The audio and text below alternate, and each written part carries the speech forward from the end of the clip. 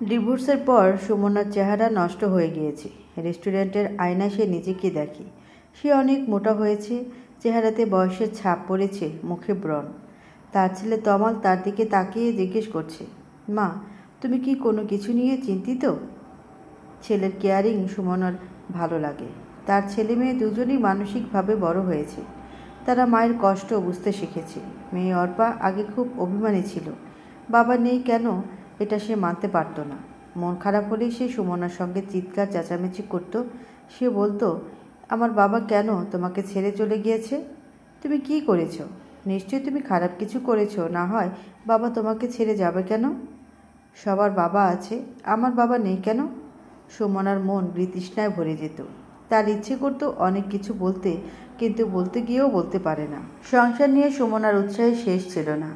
তার জীবনের স্বপ্নই ছিল সে বিয়ে করে সংসারী হবে। তার বাসাটা হবে স্বপ্নের মতো সুন্দর। সে বাসায় অনেক ফার্নিচার জিনিসপত্র থাকবে এমন না, কিন্তু সে অনেক সুন্দর করে বাসাটা সাজাবে।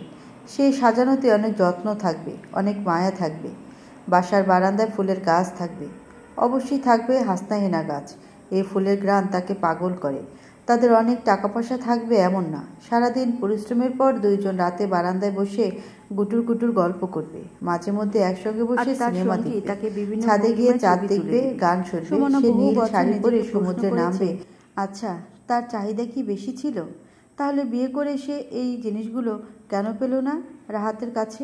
বরং সে যা পেয়েছে অবহেলা, অপমান এবং প্রতারণা। সবাই বলতো বাচ্চা নাও, সব ঠিক হয়ে যাবে। তাদের ছেলে মেয়ে হলো, কিন্তু কিছুই ঠিক হলো না। সে অনেক আবেগী ছিল। এসব জিনিস মেনে নিতে কষ্ট হতো, প্রায় ঝগড়া, কথা কাটাকাটি। সুমনা কত সিরিয়াস ছিল। তাদের ঝগড়া যেন তাদের বাচ্চাদের উপর প্রভাব না পড়ে, তার জন্য তার সাবধানতার অভাব ছিল না।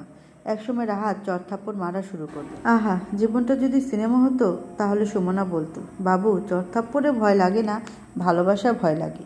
কিন্তু জীবনটা সিনেমা না। অনেক বছর সুমনা চেষ্টা করেছে, আশা করেছে যত কিছু হোক না কেন তমাল এবং অর্পার বাবা রাহাত নিশ্চয়ই সে ফিরে আসবে।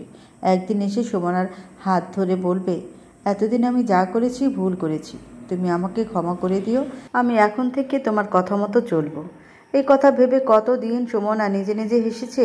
সেদিন সে রাহাতকে বলবে, দেখেছ, আমার হাতে তোমাকে ফিরে আসতেই হলো, কেননা আমার চাইতে তোমাকে কেউ বেশি ভালোবাসে না।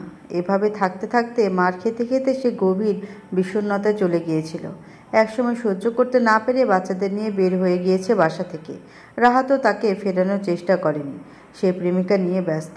বাচ্চাদের ব্যাপারেও তার আগ্রহ ছিল না। কিছুদিন পর সুমনা তাকে ডিভোর্স দিয়েছে।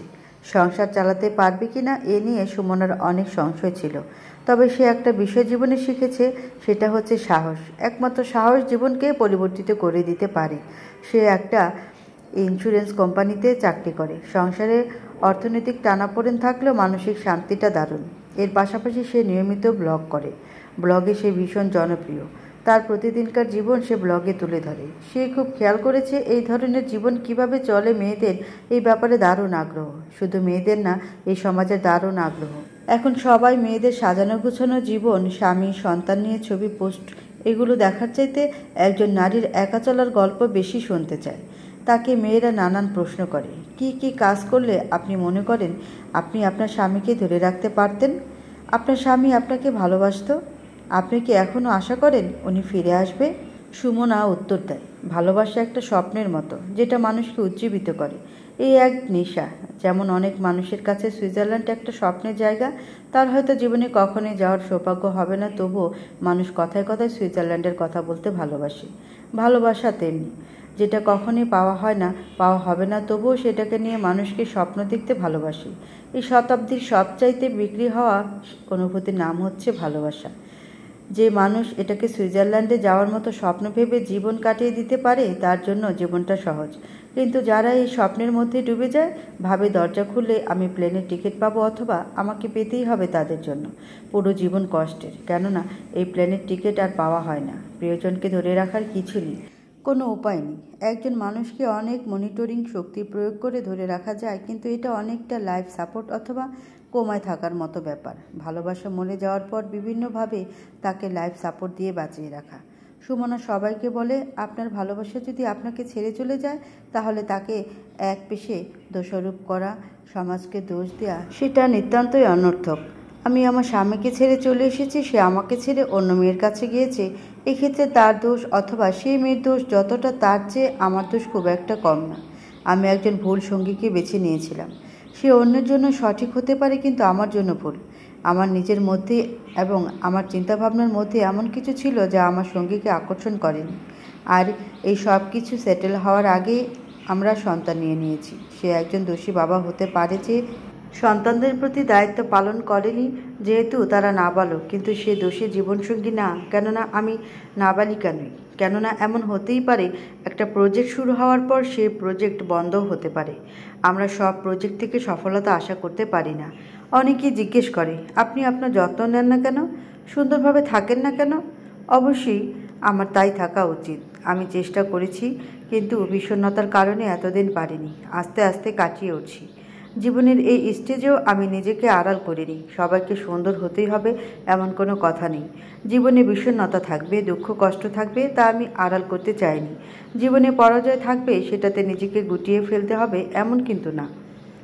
অনেকে প্রশ্ন করে, আচ্ছা আমাদের দেশে এই ধরনের ঘটনা এখন বেশি হচ্ছে কেন? আমাদের দেশে এই ধরনের ঘটনা বেশি হওয়ারই কথা। কেননা আমার দেশ না আধুনিক না রক্ষণশীল। 2023 এসেও আমরা আমাদের সঙ্গীর প্রতি অত্যাধিক মাত্রায় পজিটিভ। পৃথিবীর কোথাও এত পজিটিভনেস আছে কিনা আমার জানা নেই। আমরা আমাদের সঙ্গীকে এত বেশি নিয়ন্ত্রণ করার চেষ্টা করি যে সেটা দম বন্ধের মতো অবস্থা হয়ে যায়। সেটা নারী পুরুষ উভয়ের ক্ষেত্রেই প্রযোজ্য। আমরা ধরে নেই পজিটিভনেস অথবা মনিটরিং ছাড়া আমার সঙ্গী আমার হাতছাড়া হয়ে যাবে। পৃথিবীর যেসব দেশে মুক্ত সংস্কৃতি আছে, সেখানে কোনো মানুষের জীবনের পুরোটা তার সঙ্গী অথবা তার পরিবারকে ঘিরে আবর্তিত হয় না। সেখানে পরিবার, প্রফেশনাল লাইফ, আত্মীয় স্বজন, বন্ধু বান্ধব এবং সমাজের প্রত্যেকটা বিষয়ে একজন মানুষের স্বতঃস্ফূর্ত অংশগ্রহণ থাকে।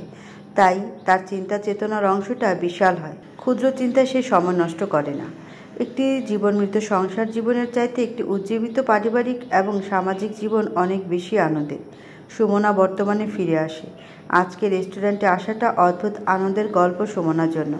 তাই সে তার বাচ্চাদের নিয়ে এসেছে। একটা টিভি চ্যানেল তার ব্লগের দারুণ জনপ্রিয়তায় তাকে তাদের একটা অনুষ্ঠানের জন্য চুক্তিবদ্ধ করেছে। সেই অনুষ্ঠানের আজকে পরিচিত অনুষ্ঠান। টিভি চ্যানেলের ব্যবস্থাপনা পরিচালক বক্তব্য রাখছেন। সুমনার ব্লগ আমি নিয়মিত ফলো করি। আমার মতো লক্ষ মানুষ ওনার ব্লগ ফলো করেন।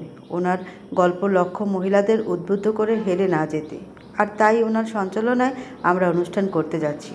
ঘুরে দাঁড়ানোর গল্প। আমি আমাদের আজকের অনুষ্ঠানের মধ্যমণি। আমি নিজেই যার ভীষণ ভক্ত, সেই সুমনাকে আমন্ত্রণ জানাচ্ছি কিছু বলার জন্য। সুমনা মাইক্রোফোন হাতে নিয়ে তার সন্তানদের দিকে তাকায়। ছেলে মেয়ে দুজনেই তাদের চোখের অশ্রু আড়াল করার চেষ্টা করছে। তার সন্তানগুলো কোমল হৃদয়ের হয়েছে। সুমনা দীর্ঘশ্বাস ছাড়ে। জীবনের নানা অর্জন তাকে বাঁচিয়ে রাখে, আনন্দে রাখে, সুখে রাখে। জীবন কখনো কাউকে কেন্দ্র করে আবর্তিত হওয়া উচিত না। সে জীবনসঙ্গী হোক, সন্তান হোক অথবা যেই হোক। জীবন এক মহাকাব্য, মহা উপন্যাস।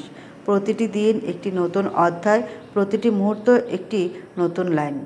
কিছু সময় হেরে গেলেও ইতিবাচক চেষ্টা এবং চিন্তা আমার জীবনে আনন্দের গান রচনা করে।